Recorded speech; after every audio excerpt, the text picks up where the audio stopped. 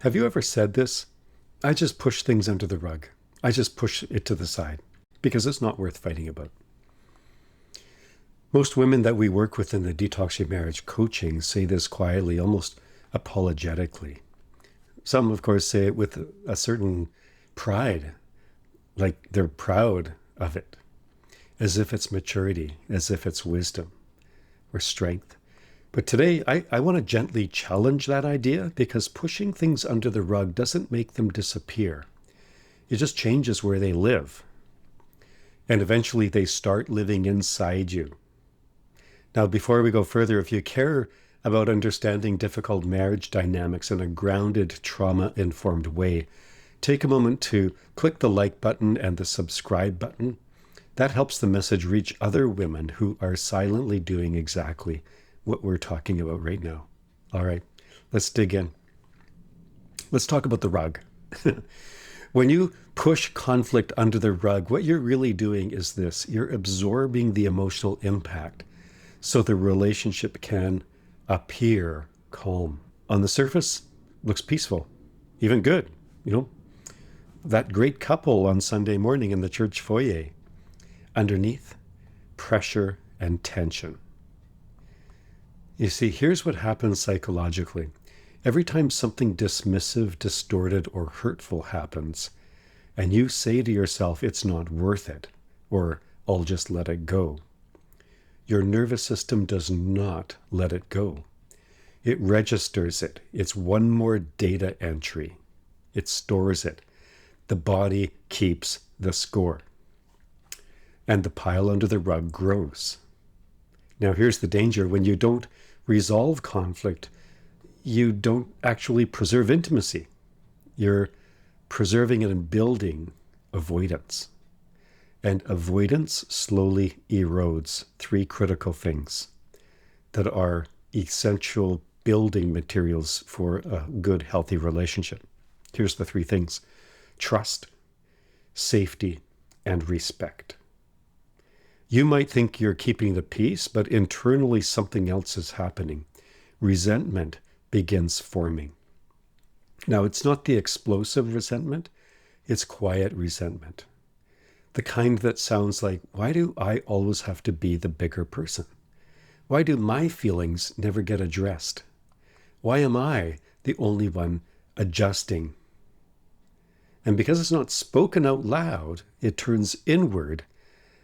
That's when anxiety rises, and that's when you start overthinking. That's when you feel tense before conversations. Not because you're dramatic, you're far from it, but because your body remembers the unresolved pile. So let me explain something critical. Unresolved conflict does not disappear. It converts.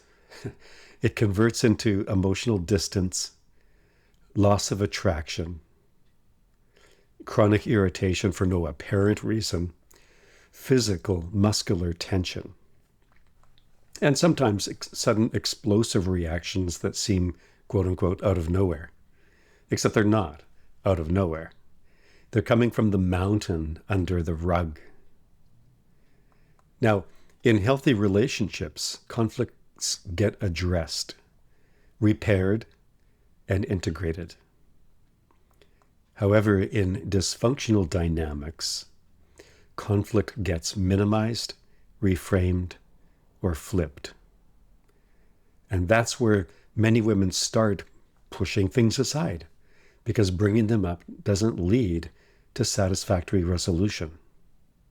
Or even, a respectful conversation that doesn't reach resolution, but it reaches mutual understanding and respect. You see, those dysfunctional conflicts lead to deflection, blame shifting, tone policing, and, in my opinion, worst of all, spiritual reframing. And emotional psychological shutdown is almost inevitable. So you adapt and you think, well, it's just easier to let it go. But here's the part that matters. Every time you push something under the rug, you're training your nervous system that your reality is negotiable. And that is very dangerous, because over time you begin to question your own perceptions. You stop bringing things up that are important to you. You lower your expectations for the relationship overall, and you're just shrinking. So we get a relationship that looks calm on the outside, right? Friends, people at church maybe think, oh, wow, you guys are the model couple. But it's not healthy. Somebody's paying the price for the appearance of calm, because suppressed conflict does not create stability. It creates pressure in one person. And pressure always finds an outlet. It might show up as irritability towards the kids. It might show up as, just withdrawal, low libido, fatigue, brain fog, depression. We've heard it all. And sometimes it shows up as a moment when you finally snap. And then you'll be accused of being the difficult one, the problem, and you'll probably end up accusing yourself. See, I'm the problem. You're not the problem. You're not the problem. You have simply been carrying too much and pushing too much under the rug. So I want to say this really clearly. Peace is not the absence of conflict. Peace is the presence in the safety. Peace is the presence of safety in conflict. If you cannot bring up an issue without fear of distortion or retaliation, that's not peace. You're not making peace. That's containment.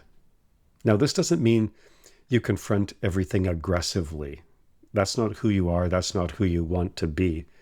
But it means you learn with honesty what is worth addressing. You learn how to regulate your body before speaking. And you learn how to state things clearly without accusation, but also without apology. And you learn to emotionally detach from his reaction that you can't control. You know that. That's a skill set. It's not instinctive when you've been living in the high pressure kind of dynamic that you have been. And this is exactly how we help people, kind of train people in this skill set in the Detox Your Marriage community that's free. The link is down below. We're not teaching women how to argue better. We're definitely not teaching women how to stuff things.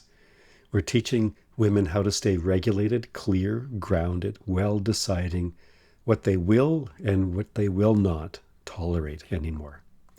Because the truth is, you were never meant to be the one sweeping things under the rug. Now, if as you're listening, you're thinking, I don't even know where to begin with what Dr. Don is saying, that's totally normal, totally okay. And that's why we've created an entry point.